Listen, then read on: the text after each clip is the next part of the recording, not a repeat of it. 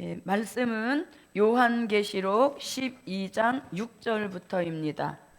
요한계시록 12장 6절.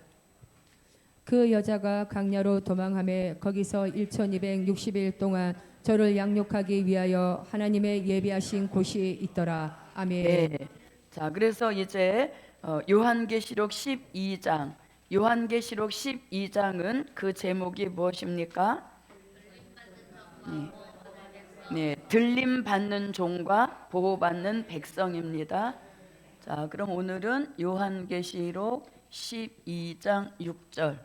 자, 이 말씀은 들림 받지는 못했지만 어디에 들어가서 예비처에 들어가서 보호받는 백성에 대한 말씀입니다. 그래서 우리가 이 말씀을 예비처라고 합니다. 근데 이 예비처에 대한 말씀은 요한계시록 12장 13절로 16절에서 예비처에 대한 말씀을 더 자세하게 확대 설명하고 있는 것을 볼 수 있습니다. 자, 그러면 이 예비처는 이제 어떠한 특징을 가지고 있는가? 본문을 한번 다시 보겠습니다. 자, 그 여자가 광야로 도망하매 이렇게 되어 있습니다. 그러면 오늘 본문에서 그 여자가 할 때 그 여자는 요한계시록 12장 1절 같이 해를 입은 신령한 영적 교회를 뜻하는 것입니다. 그 여자가 할 때 진짜 여자를 가리키는 것이 아니라 요한계시록에서 여자는 교회를 뜻합니다. 그런데 그 여자라고 하는 것은 계시록 12장 1절 같이 햇빛 같은 신령한 예언의 말씀으로 철저하게 무장하고 나온 신령한 영적 교회를 뜻하는 것입니다. 계시록 12장 1절입니다. 하늘에 큰 이적이 보이니 해를 입은 한 여자가 있는데 그 발 아래는 달이 있고 그 머리에는 12별의 면류관을 썼더라. 아멘. 네, 그러니까 이 여자가 결국은 예비처에 들어갈 대상을 뜻하는 겁니다. 예비처에 누가 들어가느냐? 그 예비처에 들어갈 대상을 뜻하는 것입니다. 해를 입은 신령한 영적 교회가 예비처에 들어갈 대상이라는 것을 본문을 통해서 알려주고 있는 것입니다. 그러면 이 여자가 12장 1절에 해를 입은 이 여자인데 이 여자에 대해서는 이미 요한계시록 7장 9절로 14절 같이 능히 셀 수 없는 흰옷 입은 무리가 환난 가운데 나와서 이제 예비처로 인도되는 그 역사를 가리키는 거죠. 그래서 신령한 영적 교회는 그 근본이 여기를 뜻하는 것입니다. 계시록 7장 9절로 14절입니다.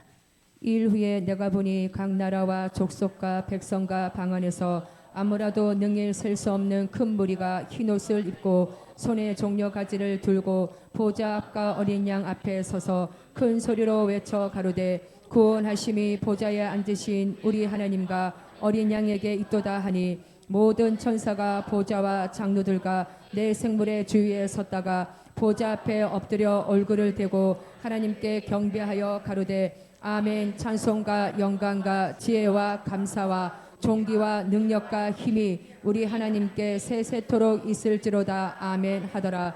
장로 중에 하나가 응답하여 내게 이르되 이 흰옷 입은 자들이 누구며 또 어디서 왔느뇨? 그가 가로되 내 주여 당신이 알리이다 하니 그가 나더러 이르되 이는 큰 환난에서 나오는 자들인데 어린 양의 피에 그옷을 씻어 희게 하였느니라. 아멘. 네. 자, 그럼 여기서 큰 환난에서 나온 자들인데 이들이 큰 환난에서 나와서 어디로 인도된다? 예비처로 들어가는 그 복을 받게 되는 것입니다. 그러면 이들은 나오게 된 동기가 있습니다.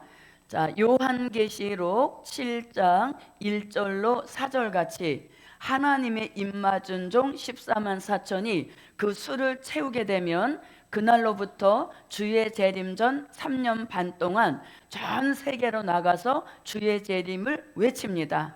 그걸 일컬어서 계시록 10장 11절에서 다시 예언이라고 합니다. 그래서 그 다시 예언을 외치는 목적은 환난 가운데서 이 흰옷 입은 무리를 살려내기 위하여서 이 종된 자들도 나오게 되었고, 이 종된 자들의 사명, 다시 예언 외침도 이들을 살려내기 위한 역사인 것입니다. 그래서 이들을 통해서 계시록 10장 11절 같이 다시 예언하게 하시는 역사인 것입니다. 계시록 10장 11절입니다. 저가 내게 말하기를 내가 많은 백성과 나라와 방언과 임금에게 다시 예언하여야 하리라 하더라. 네, 그래서 다시 예언의 외침을 듣고 어린 양의 피에 옷을 씻어 희게 하고 나온 이 흰옷 입은 무리를 계시록 12장 1절에서는 해를 입은 신령한 영적 교회다, 이렇게 말씀하는 것입니다. 자, 그러면 이제 이들이 나와서 자, 예비초로 들어가는 대상이 되어지는데, 자, 보십시오. 그 여자가 나왔습니다. 어디서 나왔다? 환난 가운데서 다시 예언 외침을 듣고 환난 가운데서 나왔다는 겁니다. 나와서 그 다음에 이어지는 역사가 뭐냐면 광야로 도망하매, 이렇게 되는 것이죠. 그 여자가 어디로 도망한다? 네, 광야로 도망한다는 것입니다. 자, 광야로 도망하매, 이렇게 말씀합니다. 그러면 실질적으로 이렇게 뭐 정말 그런 어떤 광야 같은, 사막 같은 그런 뜻을 말하는 것이 아니라 예비처의 그 특징을 광야라고 한 겁니다. 그래서 이것은 광야 같은 예비처를 뜻하는 것이죠. 광야 같은 예비처, 실질적 광야라는 뜻이 아니라 광야 같은 예비처에 들어가서 이제 보호를 받는 백성이 된다는 것을 알려주고 있는 것이죠. 그 여자가 환난 가운데서 나와서 이제 광야로 무엇한다? 도망한다, 이렇게 말씀하시죠. 자, 도망이라고 하는 건 뭘 뜻합니까? 도망가지 않고 도망가지 못하고 잡히면 어떻게 돼요? 죽게 되는 거죠. 그래서 도망이라고 하는 것은 꼭 도망을 쳐야 그 위험한 일로부터 피할 수 있는 그런 역사를 받는다는 거죠. 또 도망이라고 하는 것은 굉장히 급한 그런 상황을 뜻하는 것일 수도 있죠. 그래서 도망가지 못하면 어떻게 된다? 잡히는 것이죠. 잡혀서 어떻게 죽는 길이 되는 것이죠. 그래서 여기서 도망한다는 말이 굉장히 이 긴박함을 알려주는 그러한 역사인 겁니다. 그러면 이 사람들이 환란에서 나와서 왜 광야 같은 예비처로 도망을 해야 되냐? 도망해야 할 만한 그런 역사가 있기 때문에 도망하는 무리 안에 들어가야 된다는 얘기인 것이죠. 자, 그러면 왜 도망하는가? 왜 도망해야 되는가? 그 이유를 요한계시록 12장 14절에서 왜 도망해서 예비처로 들어가야 되는지를 알려주고 있습니다. 그 여자가 큰 독수리의 두 날개를 받아 광야 자기 곳으로 날아가 거기서 그 뱀의 낯을 피하여. 네, 거기서 나오죠. 뭐라고? 그 뱀의 낯을 피하여 어떻게 해야 된다? 도망해야 된다는 거죠. 그래서 도망가지 않으면 그 뱀한테 잡힌다는 얘기죠. 그래서 여기서 도망이라는 말을 굉장히 우리가 한번 눈여겨볼 필요가 있다는 거죠. 굉장히 급박한 상황이라는 얘기인 것입니다. 그리고 반드시 도망을 가야만 사는 길이 있다는 것이죠. 자, 그래서 여기서 뱀의 낯을 피하여, 뱀의 낯을 피하여 도망하여 어디로 들어가야 된다? 예비처로 들어가야 이 흰옷 입은 무리 신령한 영적 교회는 사는 길을 찾게 된다는 것입니다. 자, 그러면 왜 여기서 뱀의 낯을 피한다, 이게 무슨 뜻인가? 뱀의 낯을 피한다 그러니까 정말 그 뱀을 가리키는 것이 아니라 요거는 요한계시록 13장 1절로 2절 말씀에 보면 이제 옛뱀 마귀 사단이 자기가 가지고 있는 능력과 권세와 보좌를 짐승 같은 무신론 공산주의에게 주어서 이 전 세계가 짐승 같은 무신론 공산주의의 그 장악하에 들어가는 시대가 온다는 것이죠. 그래서 그 시대를 반드시 피하여서 도망하여서 예비처에 들어가야 된다는 얘기인 겁니다. 그러면 이 용이 보이지는 않지만 실제로 지배하는 계시록 13장 같은 수정통치 시대는 어떤 시대이기에 반드시 도망을 가라고 하는가? 이 시대는 통치 수단이 있습니다. 그 통치 수단으로 자, 요한계시록 13장 16절로 18절 같이 짐승표를 치는 시대이기 때문에 그 표를 받지 않기 위하여서 도망하라는 얘기인 것이죠. 또 이 시대는 어떤 시대인가 하면 요한계시록 13장 14절로 15절 같이 짐승을 위한 우상을 만들어 놓고 그 우상에게 경배하게 하는, 이게 이 시대의 법인 것입니다. 그리고 그 법을 어기게 되면 다 죽인다 이렇게 말씀하고 있죠. 그러나 이 시대에 들어간 사람은 뭐 치지 못하고 도망치지 못하고, 이 시대에 들어간 사람들은 들어가면 어쩔 수 없이 짐승표도 받게 되고 또 우상에게 경배하게도 하여서 결국은 멸망의 길로 가게 된다는 겁니다.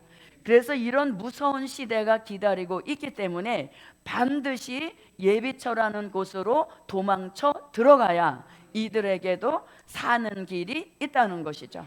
그래서 이들은 결국 오전에 우리가 말씀 배웠죠. 이들은 뭐다고? 이들은 백성으로 영육 구원 받을 무리들인 것입니다. 들림받아 올라가서 종된 자의 영육 구원은 받지 못했지만 그 종들의 인도를 따라 나온 흰옷 입은 이 무리들은 백성으로서 영육 구원 받는 데는 지장이 없다는 것이죠. 그래서 그 구원의 축복을 받으려면 반드시 도망을 치라는 것입니다. 어디를 향해서? 예비처를 향해서. 그래서 저도 여러분도 이때에 도망쳐서 사는 길을 받읍시다. 네. 자, 이렇게 하고 시작을 해야 정신을 바싹 차리죠. 예. 여기 도망치려면 이 고생 안 해도 돼요. 예, 우리도 뭐 그냥 대충 믿다가 다시 예언할 때 아멘 할렐루야 하고 따라 나오면 되죠. 예, 우리는 도망이 아닙니다. 우리는 정상적으로 뭐 틀림받아 올라가서 주의 재림을 영접하게 하시는 최고의 영육권의 축복인 것이죠. 예, 그렇게 최선의 구원은 못 받아도 이런 차선책에 영육 구원도 예비해 놓으셨다는 것이죠. 예, 그래서 이렇게 도망이라는 말이 굉장히 인상적인 겁니다. 굉장히 급박한 상황인 것이고 이 도망치는 무리 안에 들어가야 이 백성 될 자로 거기라도 들어가야 영육권의 축복을 받게 되는 것을 말씀하고 있는 것입니다. 자, 그러면 도망치는 이유를 한번 찾아봅니다. 계시록 13장 1절로 2절 같은 수정통치 시대 오기 때문에 거기 들어가지 않도록 도망해야 된다는 겁니다. 자, 13장 1절로 2절입니다. 내가 보니 바다에서 한 짐승이 나오는데 뿔이 열이요 머리가 일곱이라. 그 뿔에는 열 면류관이 있고 그 머리들에는 참남된 이름들이 있더라. 내가 본 짐승은 표범과 비슷하고 그 발은 곰의 발 같고 그 입은 사자의 입 같은데 용이 자기의 능력과 보좌와 큰 권세를 그에게 주었더라. 네, 아멘. 용은 뭡니까? 영체입니다. 눈에 보이지 않습니다. 그래서 자기가 하고자 하는 모든 못된 욕망, 그 못된 욕망을 다 누구한테? 짐승 같은 무신론 공산주한테 다 밀어준다는 것이죠. 그러면 그 짐승은 힘을 받아 가지고 나와서 수정통치 시대를 표면적으로 지배하는 그 지배자가 된다는 얘기인 것이죠. 자, 그래서 이들의 통치 수단으로 짐승표를 치게 된다는 것입니다. 계시록 13장 16절로 18절입니다.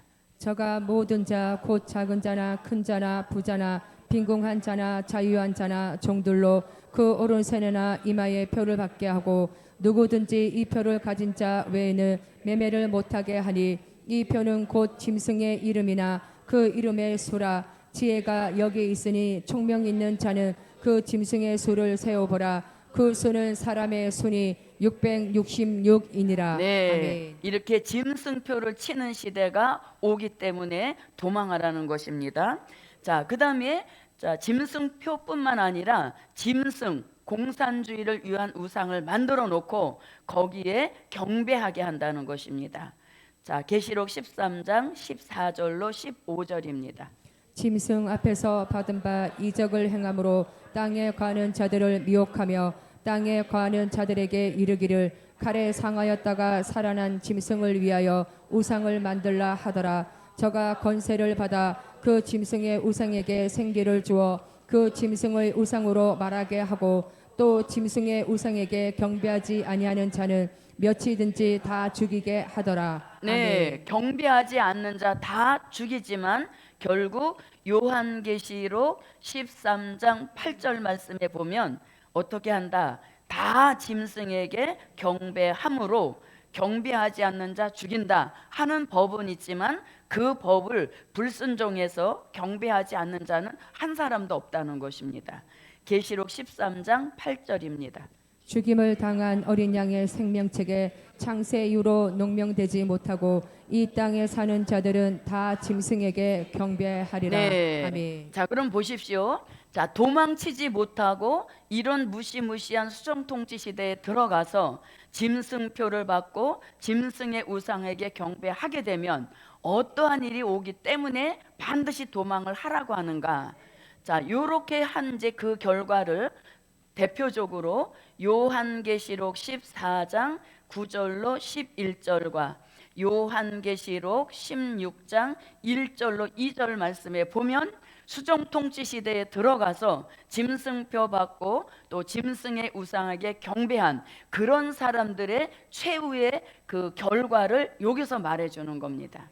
계시록 14장 9절로 11절입니다. 또 다른 천사 곧 셋째가 그 뒤를 따라 큰 음성으로 가로되 만일 누구든지 짐승과 그의 우상에게 경배하고 이마에나 손에 표를 받으면 그도 하나님의 진노의 포도주를 마시리니 그 진노의 잔에 섞인 것이 없이 부은 포도주라. 거룩한 천사들 앞과 어린 양 앞에서 불과 유황으로 고난을 받으리니 그 고난의 연기가 세세토록 올라가리로다. 짐승과 그의 우상에게 경배하고 그 이름의 표를 받는 자는 누구든지 밤낮 쉼을 얻지 못하리라 하더라. 아멘. 네, 짐승의 우상에게 경배하고 짐승표 받으면 어디 간다? 고난의 연기가 세세토록 올라가는 지옥에 떨어진다는 것이죠. 그래서 짐승표는 결국 지옥에 가는 표라는 것을 알려주고 있습니다. 자, 그 다음에 또 이런 결과도 맞이하게 된다는 겁니다. 요한계시록 16장 1절로 2절입니다. 또 내가 들으니 성전에서 큰 음성이 나서 일곱 천사에게 말하되 너희는 가서 하나님의 진노의 일곱 대접을 땅에 쏟으라 하더라. 첫째가 가서 그 대접을 땅에 쏟음에 악하고 독한 헌대가 짐승의 표를 받은 사람들과 그 우상에게 경배하는 자들에게 나더라. 아멘. 네, 진노의 일곱 대접 재앙을 받는 심판의 대상이 된다는 것이죠. 그래서 이런 무시무시한 시대가 기다리고 있기 때문에 반드시 올라가지 못했다면 어디라도 예비처에라도 도망을 쳐서 들어가야 이게 사는 길이 있다는 것입니다. 그래서 보십시오. 계시록 12장 5절과 6절. 5절은 들림받아 올라간 종들의 말씀입니다. 그리고 이 종들의 인도를 따라서 다시 연 외칠 때 환난 가운데서 나온 흰옷 입은 무리들은 예비처로 들어가는 이 역사예요. 그래서 5절과 6절에 해당되지 않으면 어떤 일이 있어도 구원의 길은 없다는 얘기인 거죠. 들림받아 올라가는 게 가장 안전한 것이고, 그렇게 못하게 된다면 그들의 인도를 따라 나와서 예비척에 들어가는, 여기까지는 들어가야 구원이 있다는 것이에요. 그래서 5절과 6절 외에 어떠한 일에도 구원은 없는 것입니다. 그래서 저도 여러분도 어디에 해당돼서 자, 여기서 도망을 치려면 뭐가 빨라야 돼요? 그런 의미는 아닙니다만 어떻든 도망을 쳐야 사는 길이 있다는 것이죠. 그래서 이렇게 도망한다는 겁니다. 자, 그 다음에 이제 다시 12장 6절로 와 보십시오. 자, 그 여자가 광야로 도망하매, 그 다음에 거기서 그러죠. 그러면 거기서는 어디? 그렇죠. 하나님의 예비하신 곳을 가리키는 겁니다. 그래서 거기서 1260일 동안 이랬습니다. 자, 거기서라고 하는 것은 광야 같은 예비처를 뜻하는 겁니다. 자, 거기서 1260일을 뭐 한다? 자, 여기서 이제 양육받는다 그랬죠. 그러면 요게 두 가지 의미를 갖습니다. 하나는 예비처에 들어가 있는 기간을 뜻하는 거죠. 예비처에 들어가 있는 기간.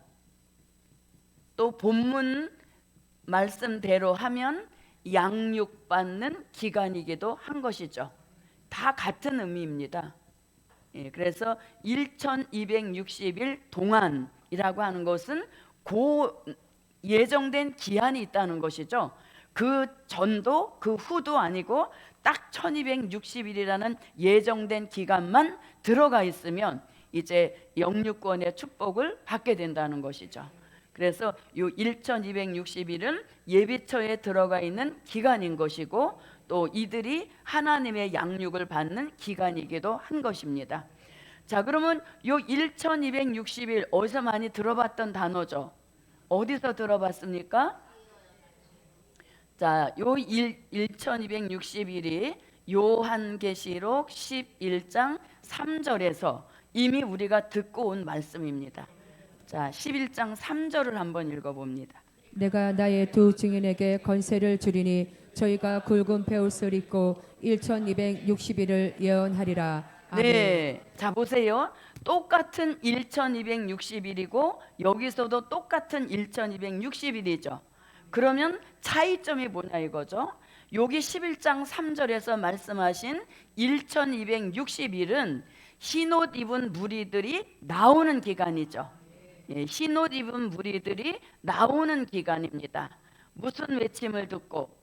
다시 예언 외침을 듣고 여기서 말씀한 1260일은 흰옷 입은 무리들이 나오는 기간인 거예요. 그리고 또 여기서 1260일은 또 무슨 기간? 들어가 있는 기간인 것이죠. 예, 그래서 우리가 요 나오는 기간을 전삼년 반이라고도 하죠. 예, 그래서 요 전삼년 반은 참 선지자의 입장, 다시 말하면 입맞은 종들의 입장에서는 다시 예언하는 기간인 것이고 또 흰옷 입은 무리의 입장에서는 환란에서 나오는 그러한 기간이란 얘기인 것이죠. 그래서 11장 3절에 1260일은 주의 재림을 기준으로 했을 때 전삼년 반 다시 예언한 그 기간 동안에 흰옷 입은 무리들은 나온다 이렇게 말씀하는 거죠. 그리고 오늘 본문 계시록 12장 6절에서 1260일 동안 하나님의 예비하신 곳에 들어가서 양육을 받게 된다 이렇게 말하죠. 그래서 요 1260일은 또 무슨 기간이다? 네, 예비처에 들어가 있는 기간인 거예요. 그래서 똑같은 1260일이지만 나오는 기간이 있고 그 나온 흰옷 입은 무리가 양육받는 기간 이렇게 되어지는 거죠. 자, 그러면 요거를 우리가 또 이렇게도 볼 수 있습니다. 요거를 후 3년 반이라고 해서 이때는 거짓 선지자가 활동을 하죠. 그래서 거짓 선지자가 활동을 하면서 짐승표도 치게 하고 우상을 만들게도 하고 경배하기도 하는 이런 기간인 거예요. 그래서 누구의 입장에서 이 3년 반을 보느냐에 따라서 표현하는 방법이 틀리다는 얘기예요. 여기 자 11장 3절에서 저희가 굵은 베옷을 입고 1260일을 예언하리라 그랬죠. 요건 누구의 입장에서? 종된 자의 입장에서 다시 예언하는 전삼년 반 기간인 것이고 그 다음에 또 흰옷 입은 무리들 입장에서는 환난 가운데서 나오는 기간이기도 하다는 얘기인 거죠. 그래서 똑같은 그 기간을 누구의 입장에서 보느냐에 따라서 표현 방법이 달라진다는 거예요. 기간 자체는 똑같지만 그래서 종된 자의 입장에서 보면은 전삼년 반 다시 예언하는 기간인 것이고 흰옷 입은 무리의 입장에서 보면 이들의 인도를 따라서 환난에서 나오는 기간이란 얘기인 거죠. 그리고 12장 6절에서 1260일 기간 자체는 똑같지만 요거는 주의 재림 전에 주의 재림 후에 있게 될 일인 것이에요. 그래서 흰옷 입은 무리의 입장에서 보면은 예비처에 들어가 있는 기간, 예비처에서 양육받는 기간이기도 하고, 그 다음에 짐승의 입장에서 보면 주의 재림 후에 있게 된 수정통치 시대를 뜻하는 것이에요. 어려워요? 자, 그러면 보십시오. 똑같은 1260일로 표현이 되어 있죠. 그런데 계시록 11장 3절에서 1260일을 예언하리라 그랬잖아요. 그래서 그건 주의 재림을 기준으로 해서 전 3년 반, 종된 자의 입장에서 보면 다시 예언하는 기간인 것이고, 흰옷 입은 무리에서 보면 환난 가운데서 나와서 예비초로 들어가는 그 기간이기도 하다는 얘기예요. 나오는 기간이란 얘기인 거죠. 그리고 딱 들어갔죠. 올라갔죠. 그리고 나서 오늘 12장 6절에서 1260일 동안 하나님의 예비하신 곳에서 양육을 받는다 그랬죠.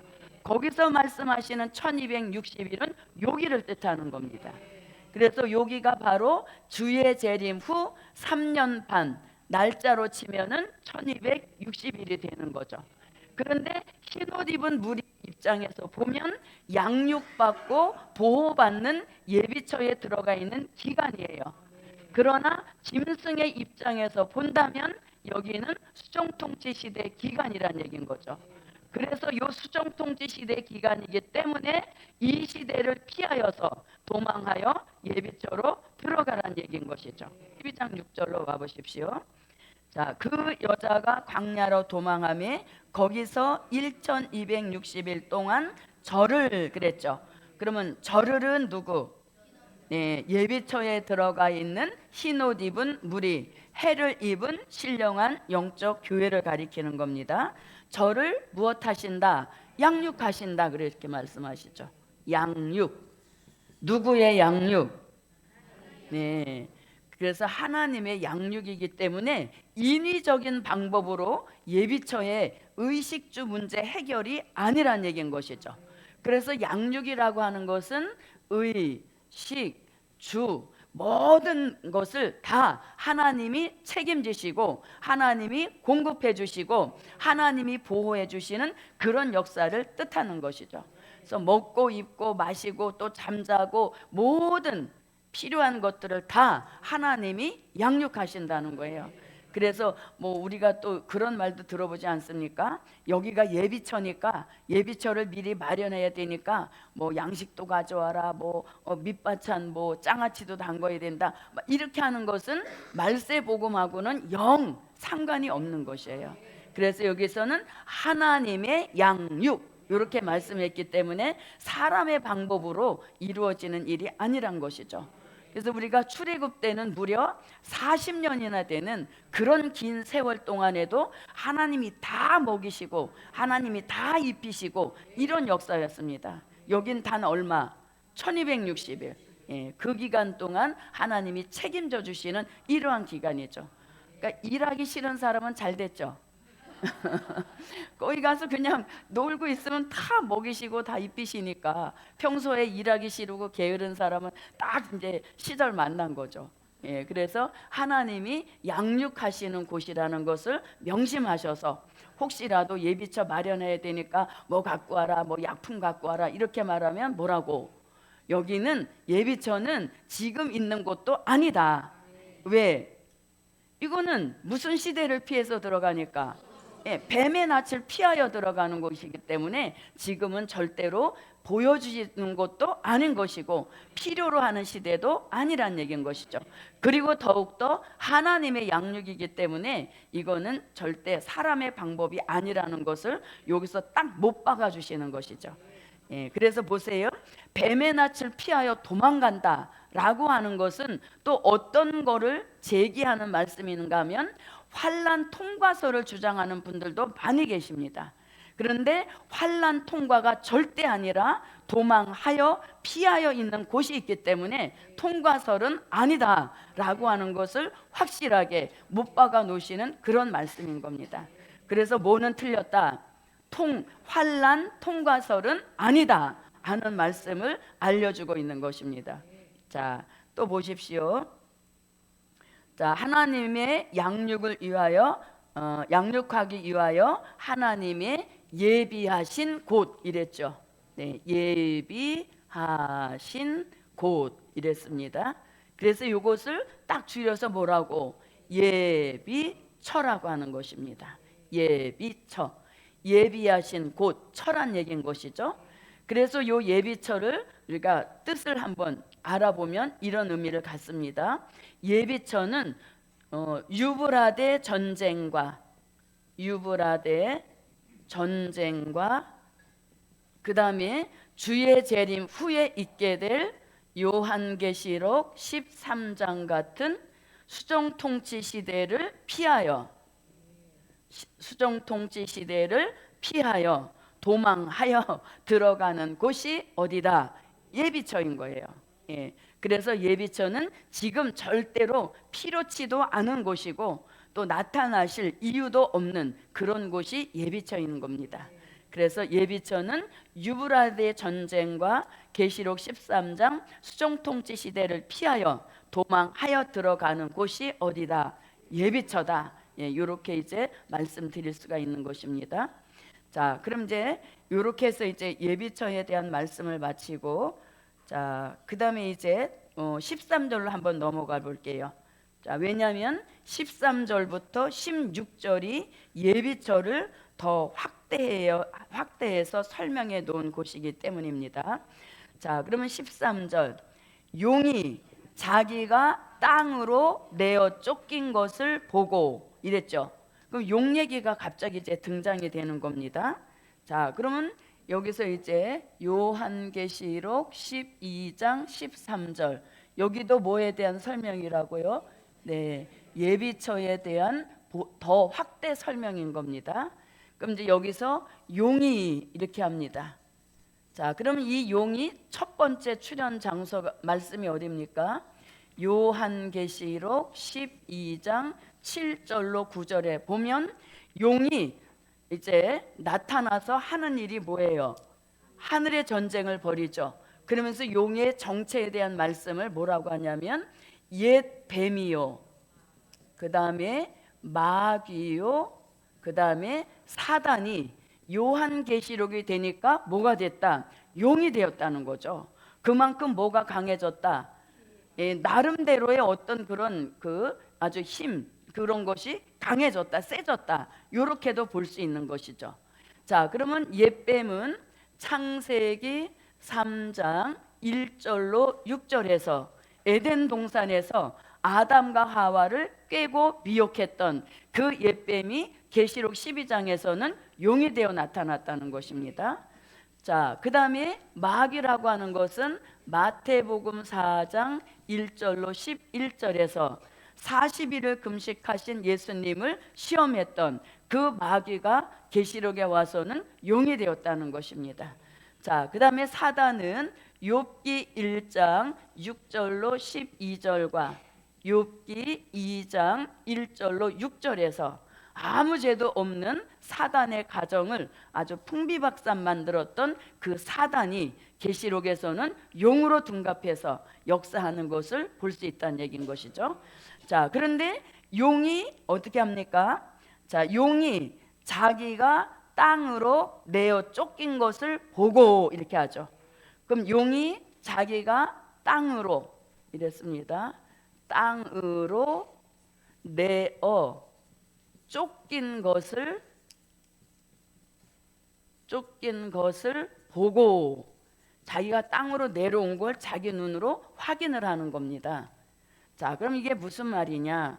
자, 요 말씀은 어디랑 연결이 되는가 하면 계시록 12장 7절로 9절에서 말씀하시는 하늘의 전쟁을 통해서 땅으로 내어 쫓긴 이런 신세가 되었다는 것이죠. 자, 그럼 먼저 계시록 12장 7절부터 9절을 한번 보겠습니다. 하늘에 전쟁이 있으니 미가엘과 그의 사자들이 용으로 더불어 싸울세 용과 그의 사자들도 싸우나 이기지 못하여 다시 하늘에서 저희의 있을 곳을 얻지 못한지라. 큰 용이 내어 쫓기니 옛뱀 곧 마귀라고도 하고 사단이라고도 하는 온 천하를 깨는 자라. 땅으로 내어 쫓기니 그의 사자들도 저와 함께 내어 쫓기니라. 네, 아멘. 9절에 보니까 뭐라고? 자, 땅으로 내어 쫓기니 이렇게 말씀하죠. 근데 혼자 땅으로 쫓겨 내려온 것이 아니라 그의 사자들도 다 쫓겨서 땅으로 다 내려왔다는 것이죠. 그러니까 이 땅이 누구 세상이 된 거예요? 예, 마귀가 들끓는 세상이 되었다는 겁니다. 자, 그럼 이건 뭘 가리키냐면, 자, 보십시오. 에덴 동산에서 쫓겨난 마귀가 에베소서 2장 2절로 3절 보면 공중으로 올라가서 공중에 뭘 잡고 있습니까? 권세를 틀어지고 있었죠. 예, 공중의 권세를 딱 잡고 있었습니다. 그런데 이제 우리 시대에 와서 주의 재림이 가까운 우리 시대에 주의 재림이 어디에 있어요? 공중에 있게 되죠. 그 말씀이 어디에? 데살로니가 전서 4장 16절로 17절에서 공중으로 끌어올려 공중에서 주의 재림을 영접한다 하잖아요. 그래서 들림받아 올라갈 종들, 그리고 보좌에서 예수님도 공중으로 내려오셔야 되는데 그 공중에 누가 먼저 와 있는 거예요? 마귀가 자기 터전을 잡고 있는 거죠. 그래서 앞으로 있게 될 주의 재림을 준비하기 위하여서 공중 권세 잡고 있는 이 마귀를 쫓아내리기 위한 그 전쟁을 하늘의 전쟁이라고 하는 겁니다. 그런데 이 하늘의 전쟁은 영적 전쟁이기 때문에 사람으로 이들을 쫓아내릴 수는 없잖아요. 그래서 계시록 12장 7절로 9절 말씀에 보니까 미가엘과 그의 사자들이 한편이 되어서 이제 공중의 권세 잡고 있는 용과 그의 사자들을 다 땅으로 내어 쫓는 이 전쟁을 하늘의 전쟁이라고 하는 겁니다. 그러니까 용의 입장에서는 수천 년을 자기가 딱 권세를 쥐고 있었는데 어느 날 갑자기 미가엘과 그의 사자들로부터 땅으로 내어 쫓기니까 그 마음이 어떻겠습니까? 굉장히 원통하고 분통한 것이잖아요. 그래서 땅으로 이제 쫙 쫓겨 내려온 겁니다. 쫓겨 내려와서 이제 하는 일이 뭔가 그거를 알려주는 게 13절의 말씀인 겁니다. 자, 그러면 13절을 다시 한번 읽어봅니다.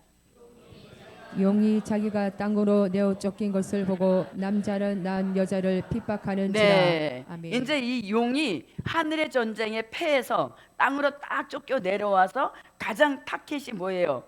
지금 내어 쫓김으로 남자를 낳은 여자를 핍박하는 이 일을 하게 된다는 겁니다. 자, 그러면 땅으로 쫓겨 내려왔다. 무슨 전쟁에 패해서? 네, 하늘의 전쟁에 패하여서 이제 땅으로 내어 쫓겼다는 겁니다. 쫓겨 내려와서 하는 일이 뭐냐면은, 자, 남자를 낳은 여자를 핍박하는지라 이렇게 말했죠. 자, 그러면 여기서 남자를 낳은 여자를 못한다, 핍박한다는 겁니다. 그러니까 용은 계속 하는 일이 이렇게 아주 못된 일을 골라 하는 겁니다. 그럼 보세요. 남자를 낳은 여자를 핍박한다 그랬죠.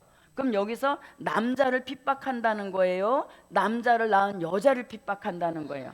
예, 여자를 핍박한다는 거죠. 그럼 요 여자가 누군데?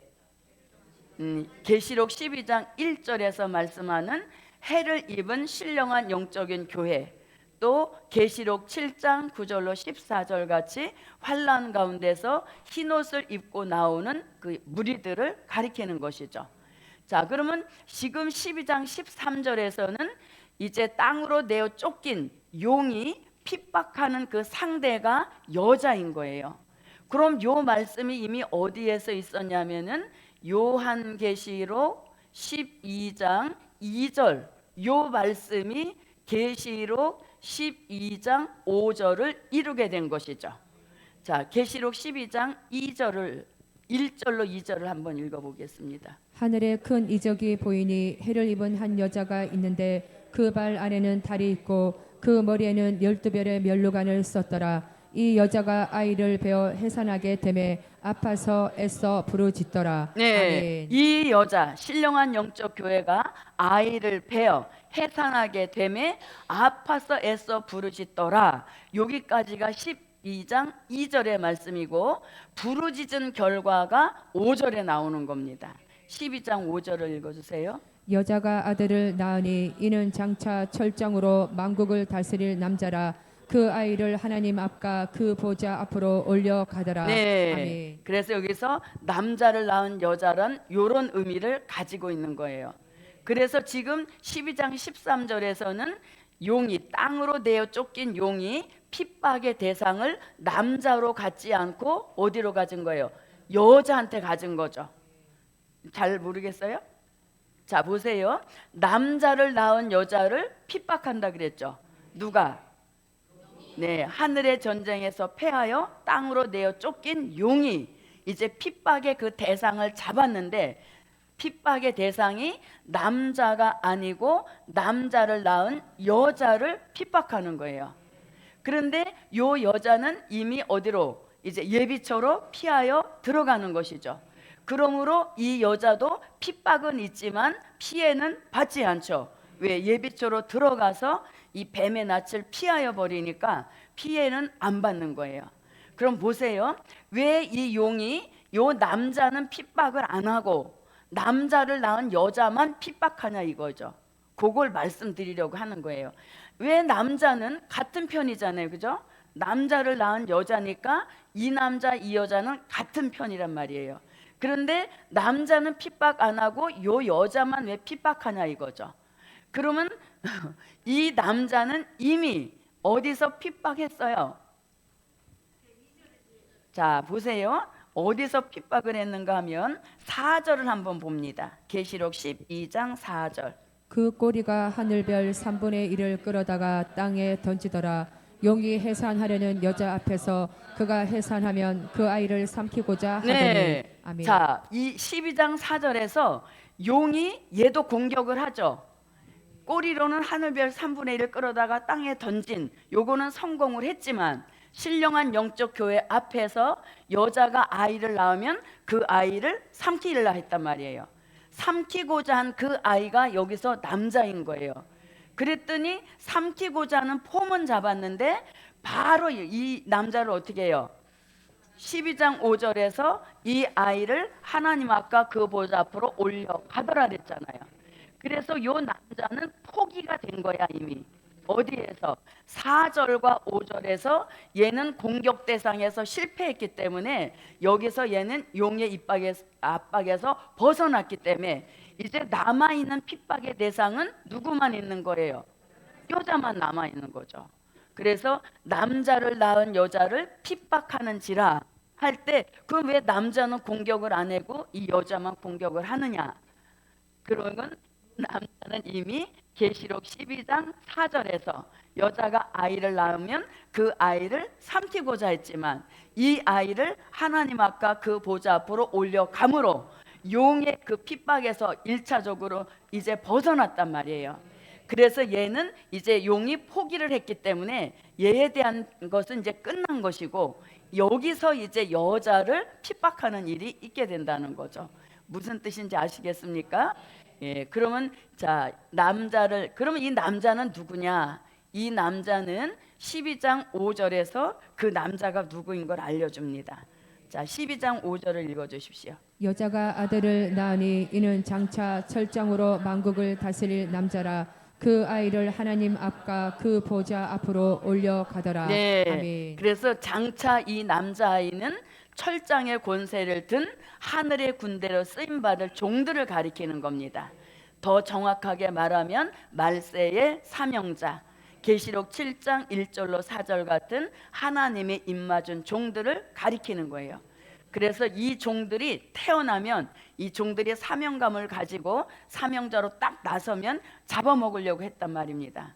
그런데 그 아이를 하나님 아까 그 보좌 앞으로 올려가니까 얘는 이제 안정권으로 들어갔다는 얘기죠. 그래서 용은 거기서 이제 실패를 했단 말이에요.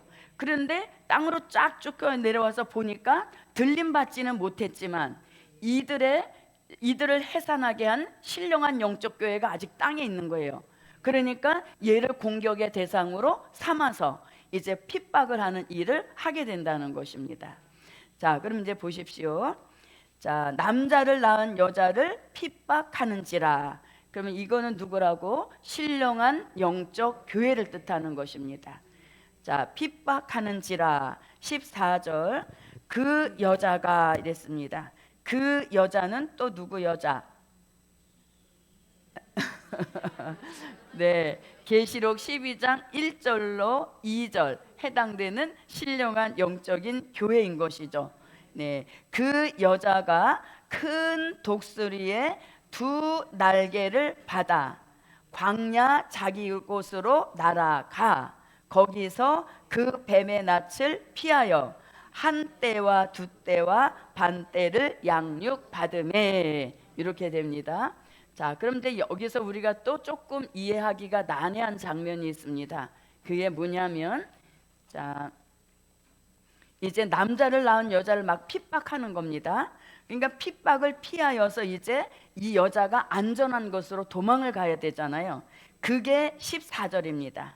자, 그 여자가 큰 독수리의 두 날개를 받아 이랬습니다.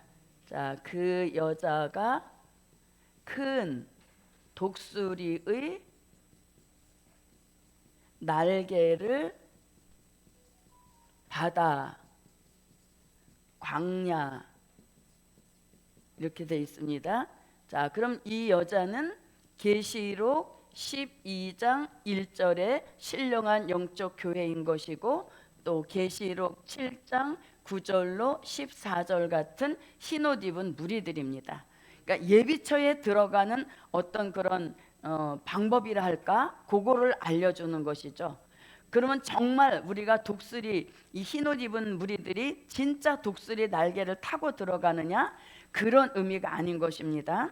요거를 가장 잘 우리가 이해하기 쉬운 장면이 어디 나오는가 하면 자, 출애굽기 19장으로 한번 가보겠습니다. 자, 출애굽기 19장 4절을 한번 보겠습니다. 나의 애굽 사람에게 어떻게 행하였음가? 내가 어떻게 독수리 날개로 너희를 업어 내게로 인도하였음을 너희가 보았느니라. 아멘. 네. 자, 출애굽 역사 때도 그 히브리 민족을 출애굽 홍해도 건너고 출애굽하게 할 때 뭘 입혀서 독수리의 날개를 받아서 이렇게 출애굽을 시켰다 하신 이 말씀을 떠오르게 하는 구절, 그게 바로 독수리의 날개를 받아 광야 자기 곳으로 날아간다 하는 말씀과 똑같은 거예요. 그러니까 진짜 독수리 날개를 타고 간다는 것이 아니라 출애굽 역사 때도 이런 표현을 쓰셨듯이 예비처로 들어가는 흰옷 입은 무리들도 이런 방법으로 예비처로 가게 하셨다라는 표현이 되겠습니다. 자, 그 다음에 이제 보십시오. 자, 큰 독수리의 두 날개를 받아 광야 자기 곳 이랬죠. 광야 자기 곳으로. 그럼 여기선 또 광야 자기 곳은 어디? 예, 요것도 예비처에 대한 표현을 이렇게 말씀한 겁니다. 광야 자기 곳으로 날아가. 거기서 이랬죠. 거기서는 또 어디? 예비처를 말하죠. 아까 12장 6절에서도 첫째 줄에 보니까 그 여자가 광야로 도망하며 거기서 그랬죠. 근데 14절에서도 거기서 이렇게 말씀했습니다. 자, 그래서 여기서도 거기서도 다 예비처를 말합니다. 이제 거기 들어가서 무슨 일을 하는가 하면 그 뱀의 낯을 피하여 이렇게 됐죠. 자, 그 뱀의 낯을 피하여 이렇게 했네요. 자, 그럼 이거 아까 무슨 시대라 했습니까? 요한계시록 13장 같은 수정통치 시대를 피하여 들어가는 곳이 어디다? 네, 예비처라는 것을 알려주고 있는 것이죠. 자, 그러면 이제 또 보십시오. 낯을 피하여 한 때와 두 때와 반 때를 양육받음에 이랬습니다. 아까는 얼마라 그랬고, 예, 아까 12장 6절에서는 1260일 동안 하나님의 양육을 받는다 그랬는데 12장 14절에서는 그 1260일을 또 다른 표현으로 말한 거예요. 뭐라고? 한 때, 두 때, 반 때 이렇게 하죠. 그래서 한 때, 그 다음에 두 때, 그 다음에 반 때, 뭐 받는 기간이다? 양육받는 기간이라 이렇게 말하죠. 양육받는 기간이라는 겁니다. 자, 그러면 요 한 때, 두 때, 반 때도 사도 요한만 쓴 단어가 아닙니다. 이미 다니엘 선지자가 다니엘서 7장 25절에서 한 때, 두 때, 반 때라는 말씀을 했어요. 자, 다니엘서 7장 25절을 한번 봅니다. 그가 장차 말로 지극히 높으신 자를 대적하며 또 지극히 높으신 자의 성도를 괴롭게 할 것이며 그가 또 때와 법을 변개코자 할 것이며 성도는 그의 손에 붙임 바 되어 한 때와 두 때와 반 때를 지내리라. 네. 자, 그러면 또 요것도 똑같은 표현이죠. 사도 요한은 한 때, 두 때, 반 때를 양육받는 기간이다. 누구의 입장에서 볼 때? 예비처에 들어간 흰옷 입은 무리의 입장에서 볼 때는 양육받는 기간이에요. 그런데 또 다니엘 선지자는 한 때, 두 때, 반 때라는 말씀은 똑같이 썼지만 다른 입장에서 봤을 때 한 때, 두 때, 반 때라는 얘기인 거죠. 그럼 요건 누구의 입장에서 받는가 한번 보세요.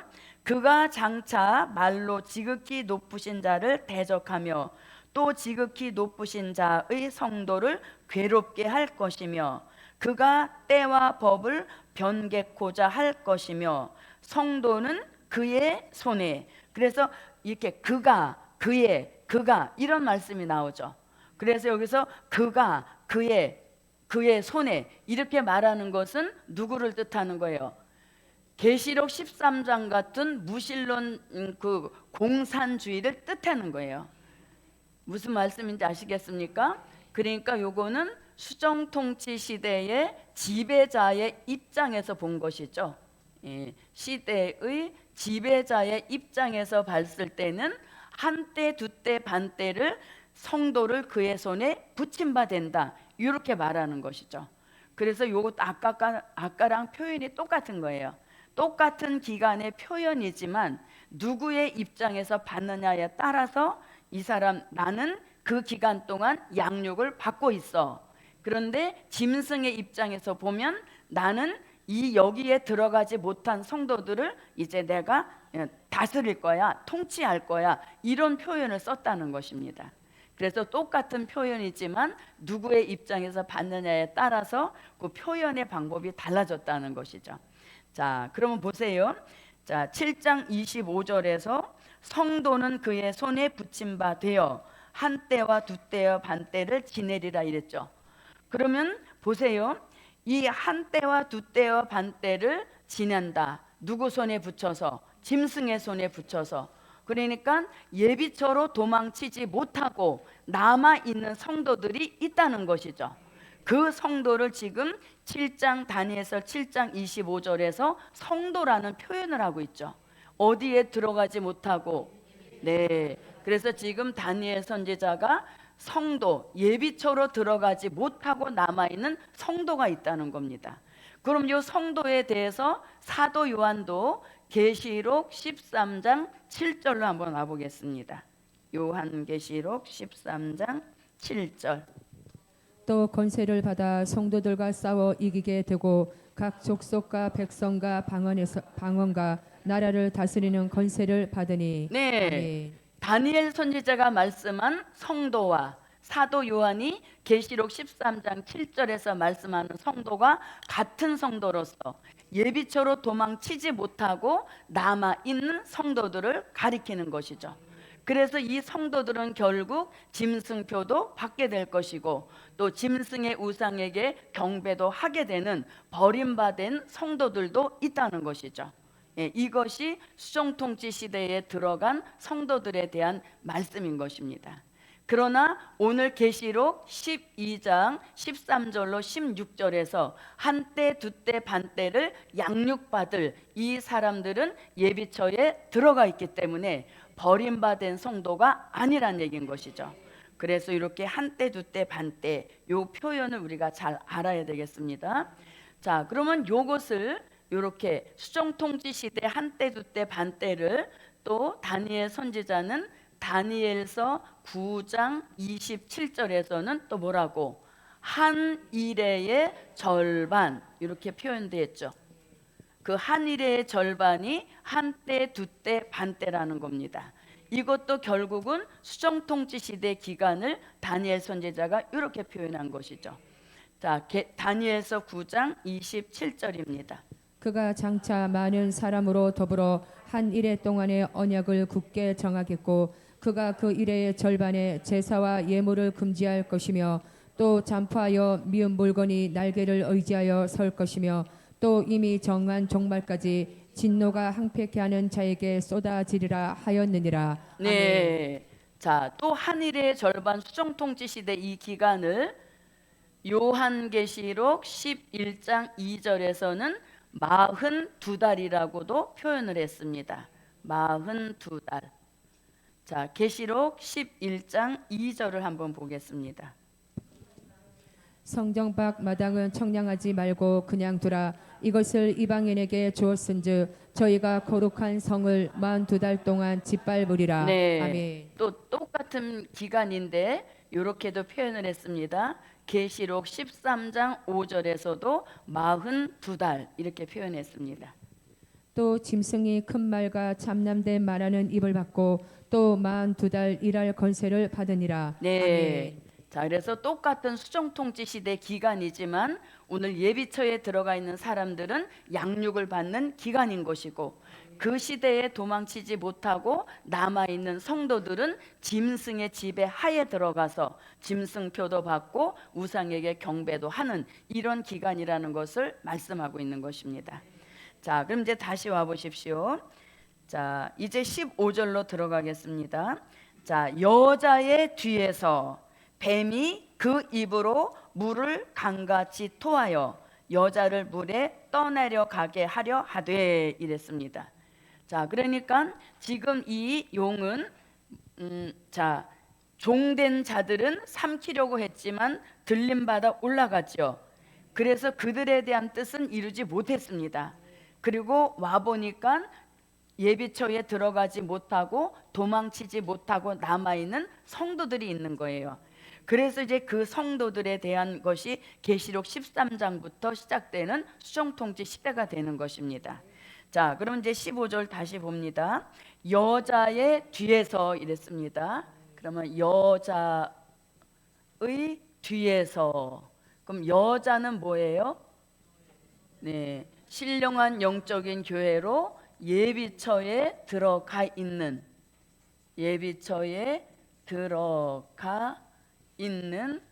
흰옷 입은 무리들을 가리키는 것이죠. 네, 들어가 있는 흰옷 입은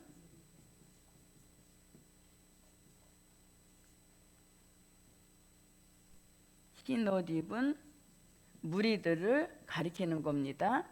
그런데 그 안에 예비처 안에 들어가지 못하고 뒤에서 이렇게 하는 겁니다. 그러니까 용이 이 시대에 들어가지 못하는 곳도 있다는 것이죠. 거기가 어디다? 예비처라는 거죠. 그래서 용의 입장에서 볼 때는 이 예비처가 금단의 구역이란 얘기예요. 절대로 들어가지 못하는 출입 금지 한 구역이 바로 예비처란 얘기인 거죠. 그래서 뒤에서라는 것은 거기 따라 들어가지 못했다라는 의미도 포함이 되어 있는 거죠.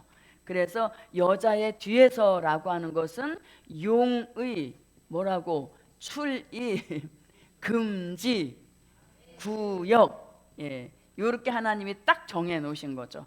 용이 못 가는 곳이 없었잖아요. 어디도 갔었습니까? 보좌 앞에까지 올라간 이런 용인데, 이 예비처만큼은 하나님이 절대로 들어가지 못하도록 용의 출입 금지, 또 그거를 우리는 금단의 구역이라고도 볼 수 있는 것이죠. 그래서 예비처가 얼마나 안전하다는 것을 알 수 있는 것입니다. 그래서 예비처 이제 들어가 뒤에서 이제 하는 일이 뭐냐면, 자, 뒤에서 뱀이 그 입으로 물을 강같이 토한다 그랬습니다. 자, 예비처에 들어가지 못한 뱀이 그 입으로 물을 강같이 토해낸다는 겁니다. 강같이 토한다. 자, 지금 보세요. 용이 입으로 물을 강같이 토하죠. 그런데 요 일을 하기 전에, 이 입으로 물을 강같이 토하기 전에 또 그 입을 가지고 뭘 했냐면, 아까도 우리가 읽어봤죠. 계시록 12장 4절에서 여자가 아들을 낳으면 그 아이를 어떻게 삼키려고 했잖아요. 그래서 용이 입을 부지런히 움직이는 겁니다. 뭐도 하고, 남자가 태어나면 그 남자아이를 삼키고자 요런 일도 입을 벌려서 했고, 그 일을 이제 뜻을 이루지 못한 것이죠. 뜻을 이루지 못하니까 이번에는 그 입으로 물을 강같이 토하여서 예비처에 들어간 여자를 떠나려 가게 하려고 이제 막 핍박을 한다는 겁니다. 그런데 땅이 입을 벌려 이랬어요. 그러니까 입 대 입의 대결인 겁니다. 용은 입을 벌려서 물을 강같이 토하니까, 또 땅은 입을 딱 벌려서 그 용이 토한 그거를 물을 삼켜버리는 이런 일을 하게 된다는 것이죠.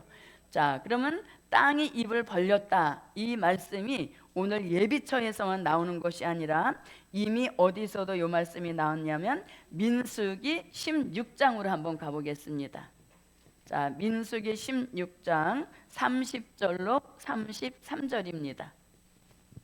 만일 여호와께서 새 일을 행하사 땅으로 입을 열어 이 사람들과 그들의 모든 소속을 삼켜 산채로 음부에 빠지게 하시면 이 사람들이 과연 여호와를 멸시한 것인 줄을 너희가 알리라. 이 모든 말을 마치는 동시에 그들의 밑에 땅이 갈라지니라. 땅이 그 입을 열어 그들과 그 가족과 고라에게 속한 모든 사람과 그 물건을 삼킴에 그들과 그 모든 소속이 산채로 음부에 빠지며 땅이 그 위에 합하니 그들이 총회 중에서 망하니라. 네. 아멘. 자, 이렇게 이제 고라의 당을 산채로 생매장 시킬 때 땅의 입을 열어서 그들을 다 삼켜버린 이런 일이 있었듯이, 마지막 이 시대에도 예배처에 들어가 있는 신령한 영적 교회를 입에 토한 그 물을 가지고 떠내려 가게 하려 했지만 땅이 입을 딱 벌려서 그 물을 삼켜버리니까 이 여자들이 예비처에서 어떠한 피해도 받지 않게 하시는 이런 역사와 축복을 주신다는 거죠. 그래서 용은 뭐 분이 얼마나 났든 분풀이를 하든 어떻든 뜻을 하나도 못 이루는 겁니다. 12장 4절에서는 남자아이가 해산하면 그 아이를 삼키고자 또 입을 벌리고 있었지만 입만 벌린 폰만 잡았지 실제로는 잡아먹지 못했잖아요. 어떻게 했으니까? 올려갔으니까 잡아먹지 못했죠. 그 다음에 이제 차선책 분풀이로 이 여자로 딱 타켓을 잡았는데, 예비처에 들어간 여자 물에 떠내려 가게 하려고 입으로 물을 강같이 토해냈지만 땅이 딱 도와주는 거죠. 누구를?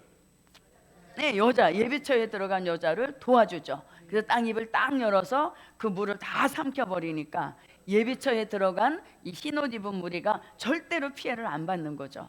예, 그래서 용은 어떻든 신령한 영적 교회, 구원받을 종들이나 또 구원받을 교회에 대해서는 어느 누구도 피해를 입히지 않는다는 것이죠. 무엇은 있어도 핍박한다 그랬죠. 아까 핍박도 하고 또 잡아먹으려고 입김을 세게 불어내치지만 결국은 이제 피해를 하나도 입히지 못함으로 종들은 들림받아 구원받게 되는 것이고, 또 흰옷 입은 무리들은 예비처로 들어가서 구원함에 이르는 복을 받게 되는 것이죠. 그래서 이게 막 화가 나서 분풀이를 하게 되지만 진리편에는 어떠한 일에도 피해받지 않게 하시는 보호의 역사가 있음을 알려주는 것입니다. 자, 그래서 이렇게 이제 보십시오. 자, 16절 땅이 여자를 도와 그 입을 벌려 용의 입에서 토한 강물을 삼킨다.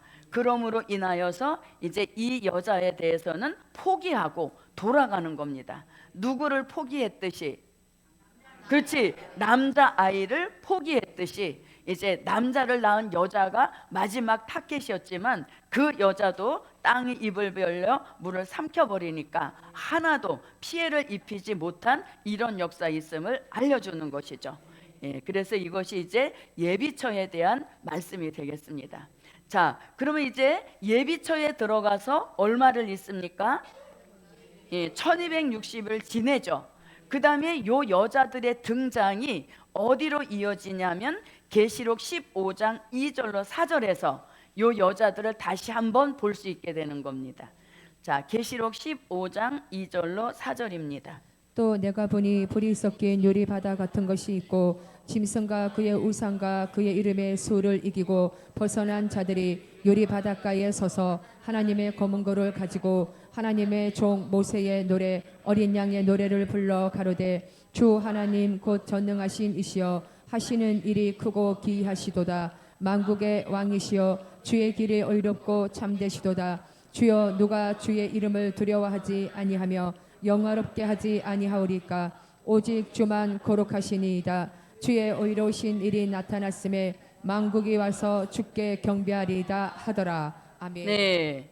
자, 그럼 이제 이 여자들의 구원이 완성되기까지의 그 경로를 이렇게 보는 겁니다. 자, 그러면 계시록 12장 6절과 13절로 16절은 보세요. 자, 요 16절이 이제 끝나면 바로 계시록 13장이 시작이 됩니다. 그러니까 계시록 13장 같은 수정통치 시대가 이루어지기 전에 12장 6절로 13절로 16절 같은 예비처로 피하여 들어가는 것이죠. 그래서 거기서 안전하게 요 기간을 피하는 겁니다. 그리고 나서 이들의 등장이 여기 와서 이제 또 한 번 등장이 되죠. 그러면 여기는 왜 이 흰옷 입은 무리가 또 왜 들어가야 되는가 하면 계시록 15장 1절 같은 이런 일이 있기 때문에 또 한 번에 옮기는 역사가 있게 된다는 것이죠. 자, 그러면 15장 1절을 한번 읽어봅니다.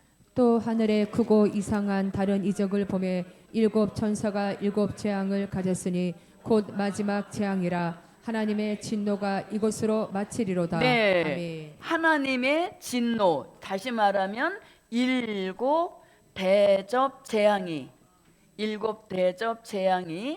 계시록 16장 같이 쏟아지기 때문에 그 시대를 피하여서 그 기간을 피하여서 예비처에서 또 한 번의 움직임이 있다는 것이죠.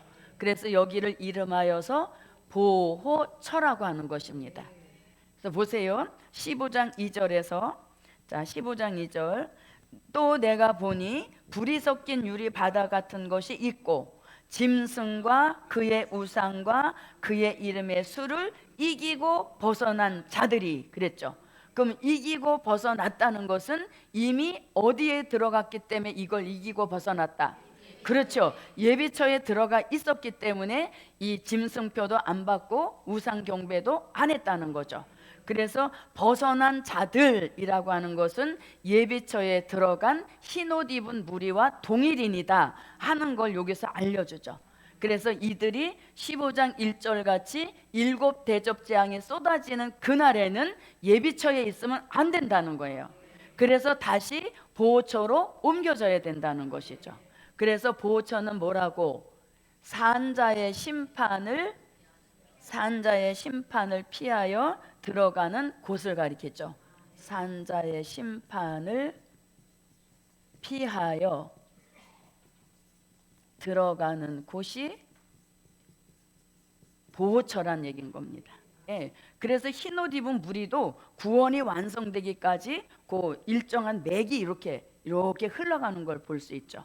그래서 예비처로 시작이 돼서 그 다음에 수정통치 시대를 잘 피한 다음에 심판이 시작되면 거기에 있으면 안 되고 보호처로 한 번 더 옮겨져야 된다는 것입니다. 그럼 보호처에 들어가서 산자의 심판을 피하게 되죠. 그 다음에 요 흰옷 입은 무리를 또 어디 가서 볼 수 있나요? 요 흰옷 입은 무리가 이제 보호처에 들어가서 산자의 심판을 피하였죠. 그러면 요 무리들을 또 우리가 어디 가서 볼 수 있어요? 그렇죠. 요한계시록 20장 9절에 가서 요 흰옷 입은 무리들을 또 한번 이 사람들이 예비처를 거쳐서 보호처를 거치더니 이제는 천년왕국계까지 들어왔구나 하는 것을 확인할 수 있는 말씀이죠. 그래서 여기에 보면은 성도들의 진이란 말씀이 나오죠. 성도들의 진에 가서 천년을 뭘로 살아요?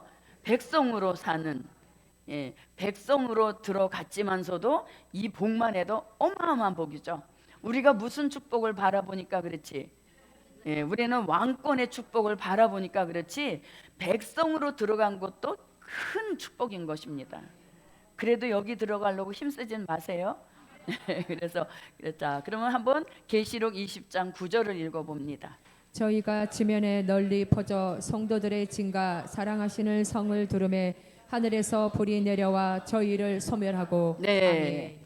그래서 성도들의 진에 들어가서 천년을 백성으로 산다는 것입니다. 자, 요렇게 이제 천년을 백성으로 사는데 이들도 이제 새 하늘과 새 땅까지 들어가야 구원의 완성인 것이죠. 영생의 시작이 된다는 겁니다. 물론 예비처에 들어간 그 순간에 영육 구원의 확정은 이루어진 거예요. 그런데 이제 이들도 결국 계시록 21장 26절에 보면 예비처, 보호처, 천년왕국, 그 다음에 새하늘과 새 땅, 새 예루살렘 성에까지 무사히 들어왔다 하는 것을 알려주시는 말씀이죠. 자, 계시록 21장 26절입니다. 사람들이 만국의 영광과 존귀를 가지고 그리로 들어오겠고. 아멘. 네, 그래서 새하늘, 새 땅, 새 예루살렘 성에 들어가서 먹는 것은 무엇이요? 선악과 생명과를 먹게 되는 것이고, 큰일 날 뻔했습니다. 생명과를 먹고 마시는 것은 생명수를 마시면서 이제 여기서 이제 드디어 영생에 들어가게 하시는 이런 역사와 축복을 주시죠.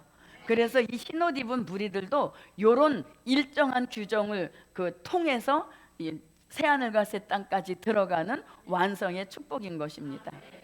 자, 그래서 요들은 결국 계시록 7장 9절로 14절, 그 다음에 계시록 12장 1절, 요런 사람들이 예비처를 거쳐서 보호처를 거쳐서 천년왕국을 거쳐서 새하늘과 새 땅까지 들어가서 구원의 완성을 이루게 하신다는 겁니다. 자, 그래서 저도 여러분도 이렇게 백성이 가는 길을 알아야 되겠죠.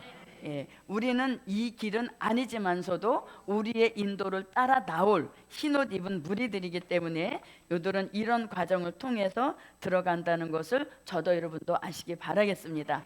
그래서 용은 계시록 12장 3절로 4절에서 첫 등장이 되는 거예요.